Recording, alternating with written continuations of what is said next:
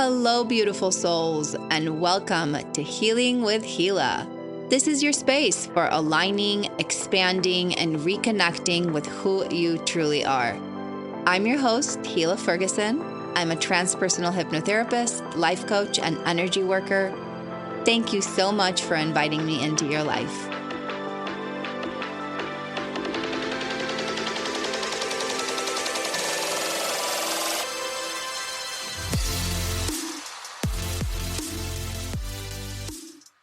So, like I promised, we're doing part 2. We are going into the art of allowing. We are going into the law of allowing and just kind of diving into it, understanding it a little bit more.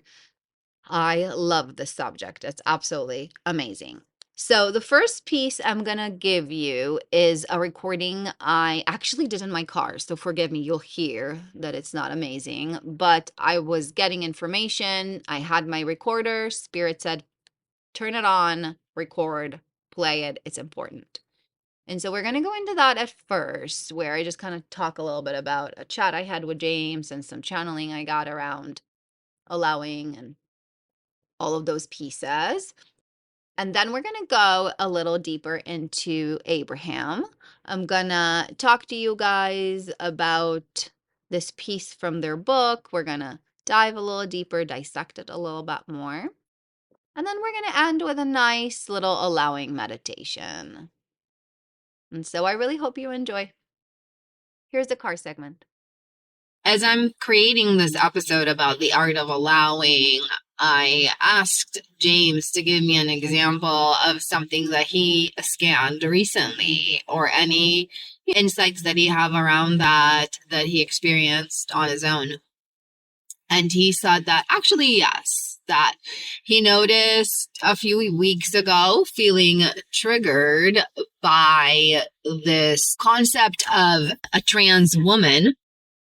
Not because he has a problem with anybody transitioning, but he said that for him, it was sitting in the sense that women have struggled so deeply for so long to get the rights that they have, and they go through so much in their bodies and everything that society dictates for them, that for somebody to all of a sudden wake up later in life and just say, well, I'm a woman. That's where I was sitting for him. The same as white men who have walked through life, seen as a white male his whole life, all of a sudden start saying to everybody that they identify as Black. And it's like, well, how dare you? You've never really experienced what does that mean? And I looked at him and I said, how cool that is, because I got the same piece from Spirit saying it's the same when someone gets a cancerous mole taken out and removed and saying, I'm a cancer survivor.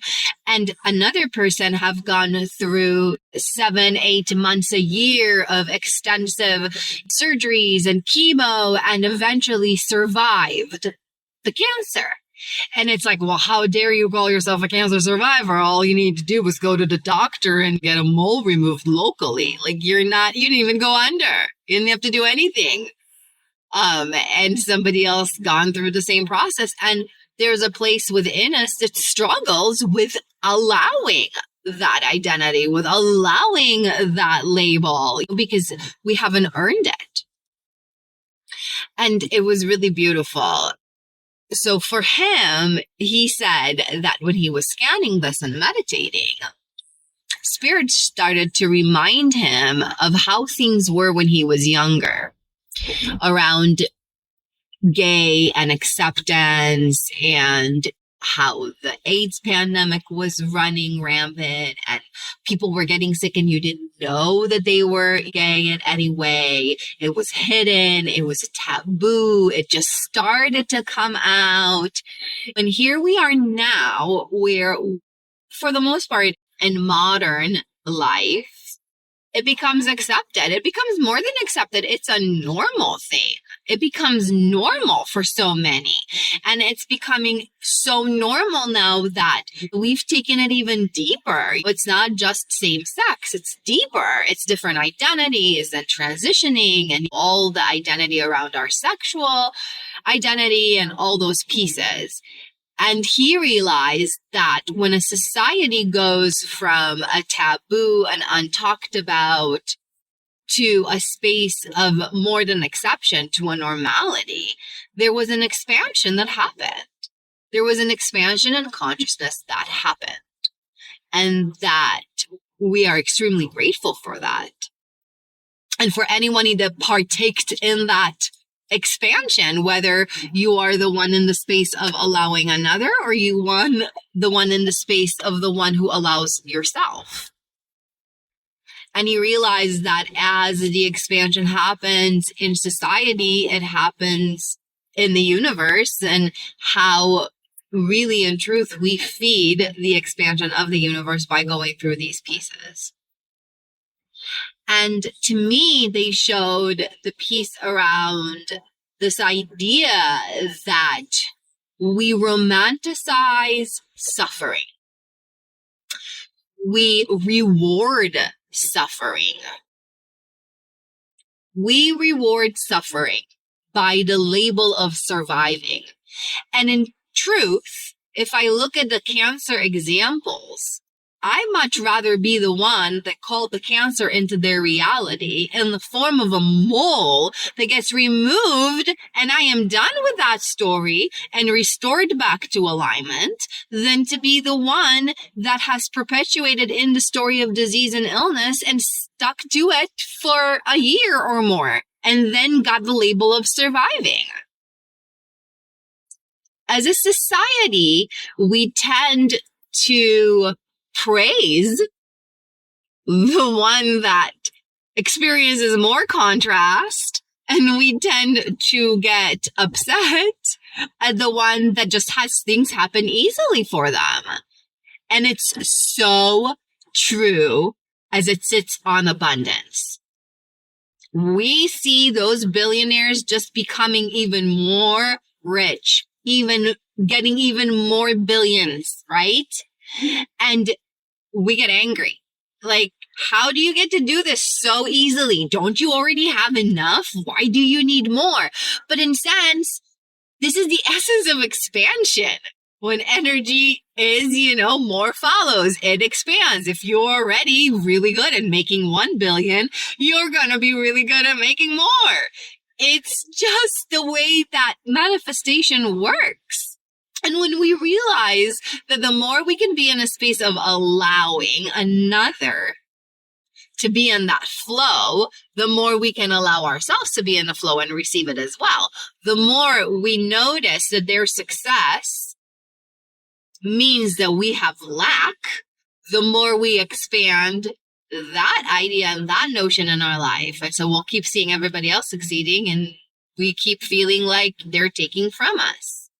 And that's really like the bottom line of abundance. It's such a false premise that human beings carry, because our world has more than enough to provide to anyone that is on it. We have more than enough food to feed everybody that lives here. We have more than enough medicine to care for anybody that needs it. We have more than enough shelter to give to anybody that lives here. This is abundant. And the reason why some have more and some don't has to do with their ability to call that in, whether from their free will or destiny, as we covered before. It could definitely be their soul choosing to experience the lack as well. It's not always manifested from the here and now. I cover that. But either way, you're the one that's bringing this forward.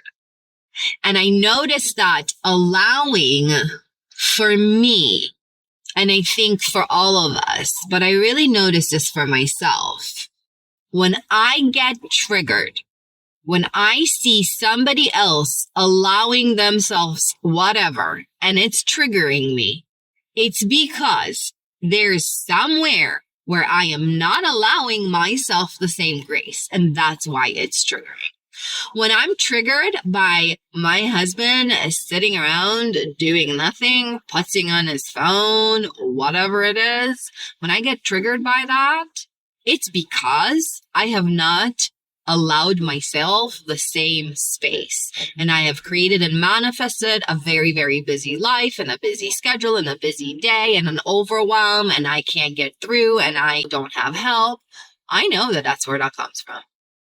And the more I can move into ease, the more I can just breathe, remember I deserve ease. Ease comes to me. This is it. The universe just treats me with ease. Wherever I go, ease finds me. Then seeing another in their space of ease is not as triggering. Most billionaires don't look at millionaires and feel triggered because they're already in a space of flow. And so really recognizing, you guys, really, really diving deep and recognizing what is it that I am disallowing from myself that has caused me to be triggered when I see another allowing themselves. That is the question.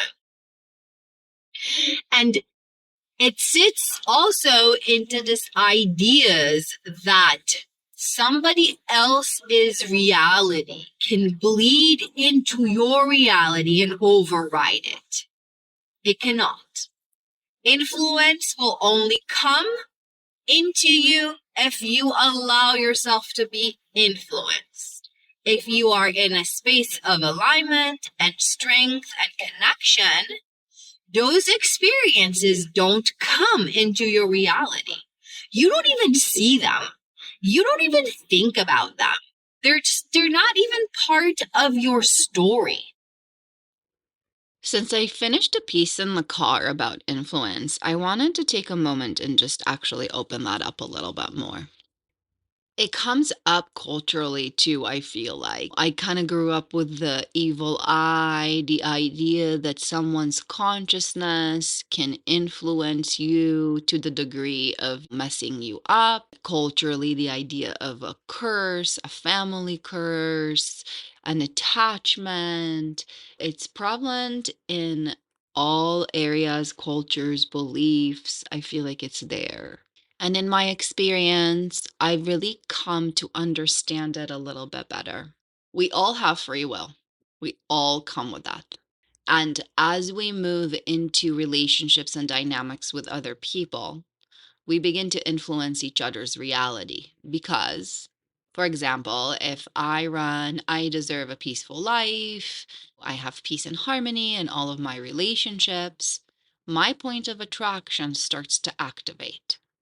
And now my kids and my husband, my closest relationships, will begin to be influenced by this belief.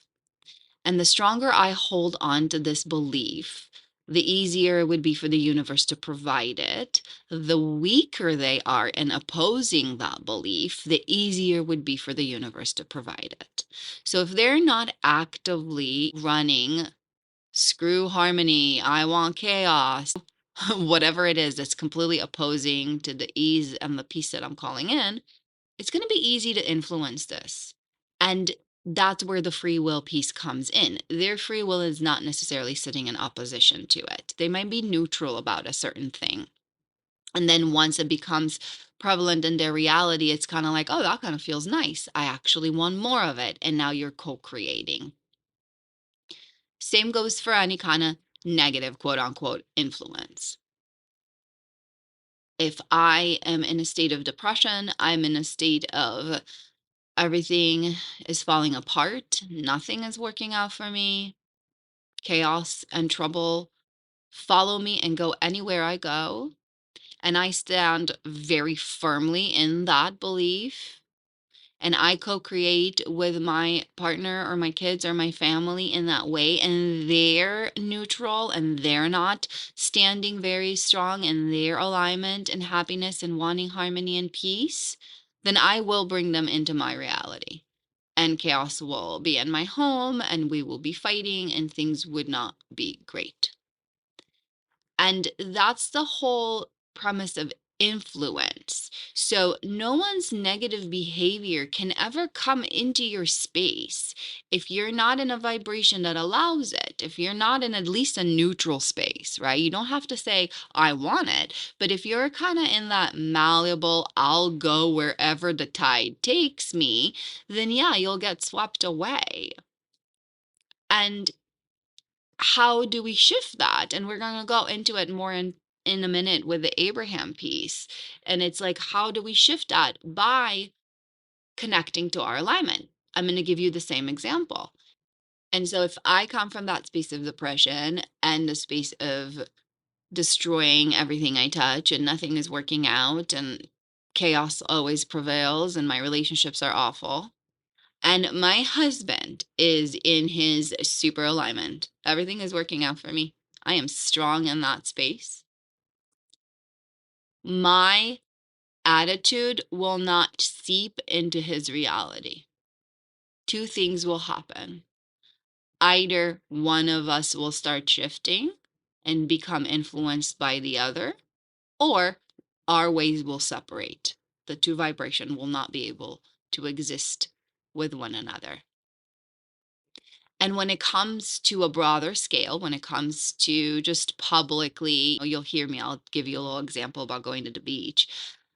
When it comes to that bigger scale of I trust that all my stuff is protected and I'm safe and everything works out for me, and I emanate this energy, I will not attract thieves. I will not attract trouble. It's just not going to be able to exist together. Like the example that I just gave you of a partnership. Two opposing vibrations cannot exist in the same physical reality for very long, and they will not be attracted to one another. And the more we can do that collectively and understand the piece of influence, the stronger we will become in calling what we want. And when I scan the evil eye piece, right, that comes again from that point of influence. If I already grow up with the belief that if I'm successful, if I do something that is big and bold out there, somebody will look at it and would not want my success and therefore will sabotage it. My fear of that, my belief that this can happen, is part of what we'll call it into my reality. My own beliefs around my own success, feeling like I shouldn't have, and maybe I'm taking from someone if I have. All of that propels that into reality. And that's why it became a thing. That's why a curse became a thing, because both parties begin to believe it, and then the energy just expands. And so I hope this really helped you understand a little bit more how influence plays into the space of free will. And we're going to move into the next segment that I recorded, where we're going to go deeper into the Abraham pieces and deeper into the art and law of allowing. I wanted to expand on the piece of allowing from Abraham Hicks. Honestly, Esther channeled The Art of Allowing, I think, in 1988 as part of their books. And so they have been speaking on the subject for a very long time. And the pieces that my guides show me really resonates and are pretty much the same as the channeling that she brings forward from Abraham.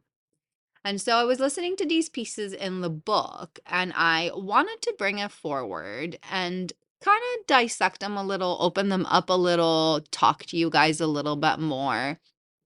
I'm going to read from the transcript of the audio, but really it was a book that was written, and we're going to just break the pieces and talk about them. They first start by praising everybody, just being really happy and pleased to discuss the topic of allowing and really understanding the law of allowing, the application of it, because when we do it, it will truly bring forth absolute freedom into your physical life experiences. And so they start by saying this: an allowing is one who knows this: I am that which I am, a changing thing indeed. And while I am that which I am willing to allow all others to be that which they are. I recognize that there are not two of us that are the same. I recognize that we have many differences. I recognize that there are things that are similar and there are things that are even the same. And in all of our sameness and in all of our differences, I find joy. Just that statement from Abraham that started a chapter on allowing lays down the frame for everything. Because I can't tell you how many times I sit with my clients and all they want is to feel like they can be who they are. All they want is to just be their authentic self, right? Yet, there will be things that are triggering in others. There will be things in the society that they see or the family members or whatever it is that they disallow in a way. They don't approve of. And really where it comes down to is that disapproval of self. Because when we come into that space of fully accepting myself for who I am and accepting that change is constant, it is never, ever, ever going to stop. We are always going to change and evolve with every breath. Our cells change and multiply and die. And that if I am one like that, then all other human beings are like that. And if I can come with full acceptance to that peace, and then I can come in full acceptance for others to be in that peace, then I will truly know freedom. Now, again, physical reality, doing it actually in real life is a lot harder. All right, let's keep reading. The reason that most are not willing to be allowing of what some others do is because they believe that if they allow another to behave in some way, some very opposite way, that they will jeopardize their own experience. That if another is allowed to behave in that way, it will grow and it will spread even onto the experience of the one who is observing and not approving. You guys, that is the meat, right? That is why we gather around against the common enemy. That is the meat. And they do explain it pretty well. And so I think we should just keep reading. This belief, this fear. Okay. And so I'm going to pause. The idea that if you allow someone that is very opposite of you in their behavior to continue to behave in that way, they begin to jeopardize your experience and your existence. That, in fact, it will grow and it will spread and it will fester and it will come so big that it will come into your life and into your home and into your mind and into your body. And so this belief, this fear,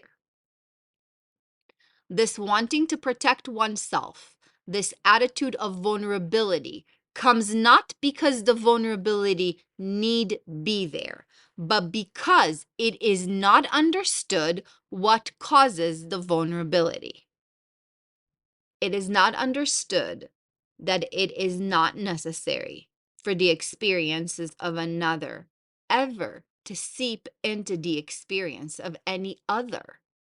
This lack of understanding, indeed, this fear, is what is responsible for the organizations of army.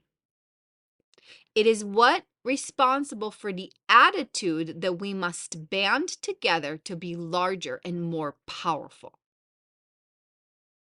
Okay, let's just take a minute and let that sit. So because we don't understand, right, that we are the sole creators of our reality, and if we stay in alignment, no experience can ever seep into our reality. right? We, in fact, begin to allow it. Just because we don't understand that, just because we fear it, we begin to call attention to it. And this band together against a common enemy that I just mentioned comes from this premise, right? This idea that we must band together in order to fight something versus returning to our own alignment, cleaning it out from our own vibration, and therefore it will cease to exist. It only exists because there is an awareness on it. Okay, let's keep reading. This attitude is of weakness rather of strength. It is a feeling of vulnerability rather the feeling of invincibility. Ah, you guys, that's the meat.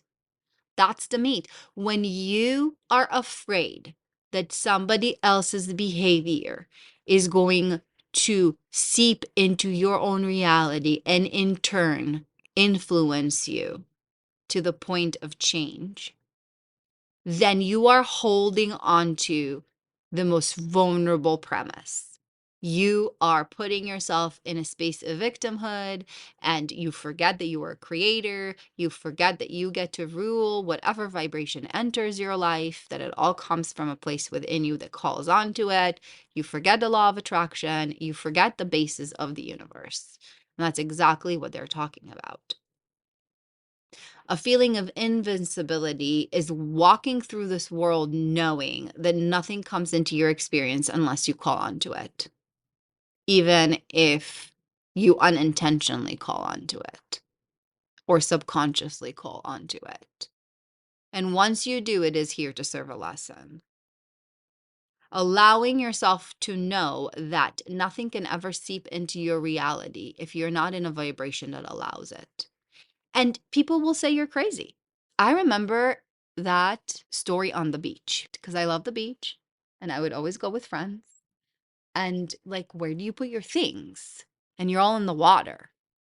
And early in life, we'd ask for this neighbor to watch our stuff and whatever. And then later, the more I understood the laws of the universe, the more I allowed myself to truly feel my own alignment. And really, truly, I really believe that nobody ever steals from me. And if they do, it's because I've invited it in and I needed that lesson. And I appreciate not inviting it, but if it comes, I will deal with it. And I always would leave my stuff. I wouldn't even hide it. I would just leave my stuff. And I remember James would say things, and I would look at him and say, it's not my vibration. Like I really am not, I'm not concerned of that. And people would say I'm crazy. It's the same with locking my car or forgetting to lock the front door. Or the other day he called me and he's like, is everything okay? And I'm like, yeah, what happened? He's like, you forgot the door open. I was like, oh crap. So I left the security door open. The actual door was closed. So the house stayed cool. And it's funny because the first thing I said to him was, well, that's okay. We're protected. It's all good. Nothing's gonna, it's not even in my consciousness. I don't even think about it.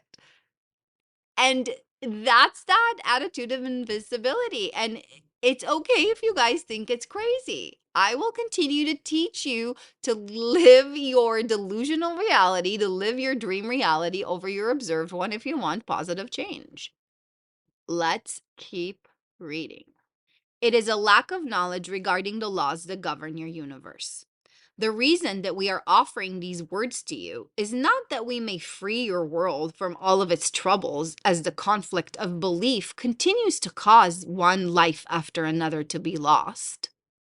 The intent of this recording is to assist you as individuals who hear this to find the freedom that comes only when you understand and applies the laws of the universe. These laws are eternal, which means they are forever. These laws are universal, which means they are everywhere. And that's exactly my point. That was the end of the little piece that I got for us, which is live with that alignment, live with those basic laws of the universe that we talk about, those premises, and we will bring the world into harmony. We will bring the world into harmony by doing that. If consciousness came together and gathered together under those premises and understood that pushing against something is only growing it, we will not be dealing with the wars that we are dealing now. And I like the point that Abraham said, look, this is not being told to you, so you're going to solve that forever. Because part of Earth is the contrast that Earth has to offer. It's this amazing paradox that we really came to experience. And I feel like, especially those of us who are spiritual and are open to these premises and ideas, really face. And it is this: we came from wholeness, we came from remembering, we came from the space in which everything was of the vibration of unconditional love and expansion and connection and unity. And we said, oh, look at Earth. That's a great teacher. Ooh, we get to forget. We get to bring forth all that we are into this body and forget and go on this journey of remembering. We are going to place things along our path that are going to help us remember. We're going to do these things that are going to be hard, that are going to help us remember. And as we remember, we expand. And as we expand, the pieces of us that still reside in the universe expand, because vibrations do that. We know that about vibration. And the idea of remembering is not to have the utopia that we experience in soul and spirit. Because if that's all we wanted, we would never bring our consciousness into this body, into this life of contrast and pain and suffering. And so, again, the idea is not to rid the world of its suffering 100%, clean it out. It is the journey of reconnecting, remembering, and raising this consciousness, coming into that space of expansion. You know, the little piece we talked about, I mentioned in the beginning when I recorded in my car, the piece that James was referring to as a society, the more we allow. That is the essence of allowing, is what we saw as a premise or an idea that we held no space for, that we could not hold any space for, to eventually come into a place that holds space for it. And more than that, accept it, understand it. And more than that, normalizes it. It becomes usual. It becomes truth. It becomes reality. I would love to close our episode with just a nice short meditation of allowing. I want you to just give yourself some space to feel into some of the promises that we brought forward and allow things to settle and begin to integrate. And so, if you are in a space that allows a few moments to just relax and meditate with me, take the time. And if not, you can feel free to just pause and return to this later. And so we're just going to start by taking a nice deep breath. Just beginning to let go, moving a little bit deeper.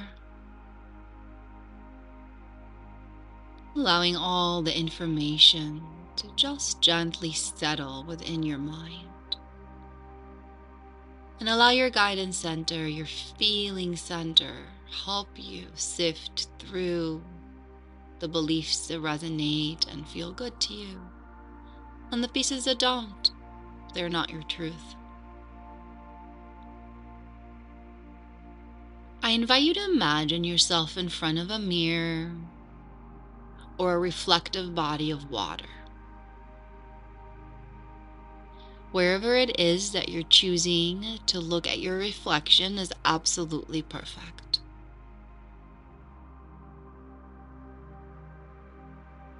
And I want you to just take a breath and notice. Notice how you feel when you look at that reflection. Move into an image and a space that feels comfortable. So if a mirror feels too sharp, move yourself into the reflection in a pond. I want you to do this in a way that feels good. Even if it feels a little triggering, try to bring yourself into a space that feels comfortable. And just notice, does it feel good? Does it feel triggering? When you invite the next breath, invite the concept of allowing. Just allowing yourself to be who you are. To listen to that inner truth, inner wise knowing that guides you. To get a better understanding on listening to that internal guidance system, that feeling space within you.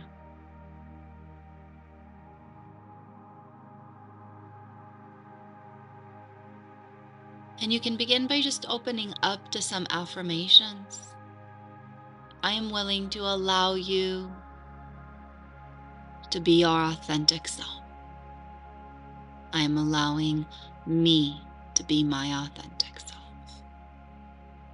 I'm willing to open up to that space of allowing more and more, each breath with each day.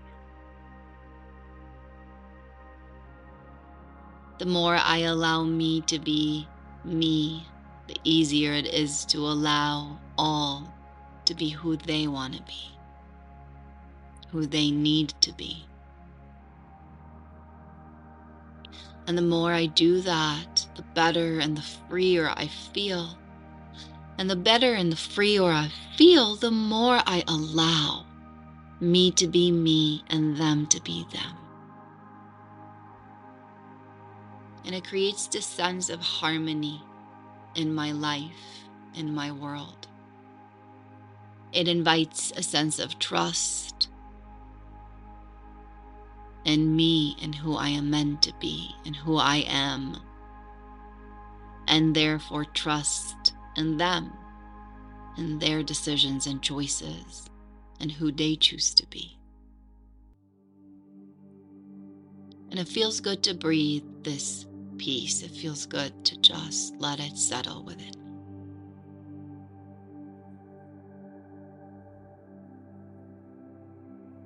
It feels good to promise myself to try and be in a space of allowing with each and every day that passes.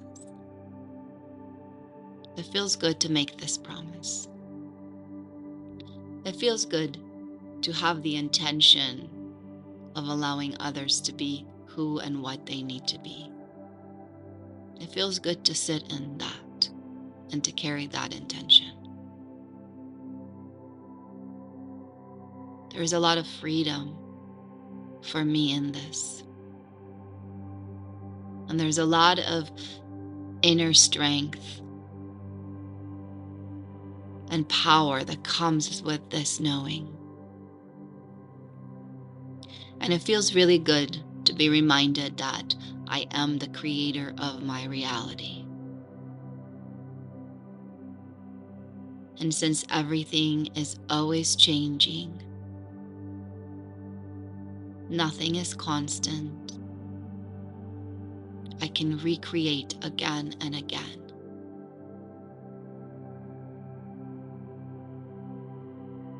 And so just breathing again, that space, that energy and feeling of allowing, what it's like to feel it, to be in it, to look at your reflection and honor it. And let that gently settle within you, inside your cells, your skin, your bones, inside your soul, your mind, your heart. Allowing another nice breath, expanding into this energy, letting go. And know that more will come to you in those moments that are harmonious and perfect for information to come. We're going to just count up from 1 to 5. Allow that count up to just bring you back into the here and now. At the end, feeling energized, present, and connected. 1, just feeling a lot of appreciation for these knowings, for yourself, for the reflection, for the time that you took to do this. 2, allowing that etheric body to close, allowing yourself to settle in this time, in this space, a nice breath. 3, another nice awakening breath. Let's begin to wiggle fingers and toes, just bringing our awareness fully into the now and letting everything integrate and settle. 4, feels like we've bathed you with cool, clear, fresh waters, just leaving you energized, feeling good and refreshed. 5, completely aware, awake, and present. When you're ready, just opening yourself up to that. Opening your eyes, coming back into the space. Thank you so much for joining me today. I hope you enjoyed this episode on allowing. It's definitely one of my most favorite subjects. I hope you gained a lot from it. Please leave me in the comments if there's anything you would like for me to cover in the future. And thank you for inviting me into your life. I hope you enjoyed this episode of Healing with Hila. If you'd like to hear more like that, join me on my Patreon page for exclusive content and my mini podcast, Midnight Thoughts. I'd love to hear more from you. Leave in the comments anything you would like for me to discuss in future episodes. Thank you so much for inviting me into your life. So much love your way.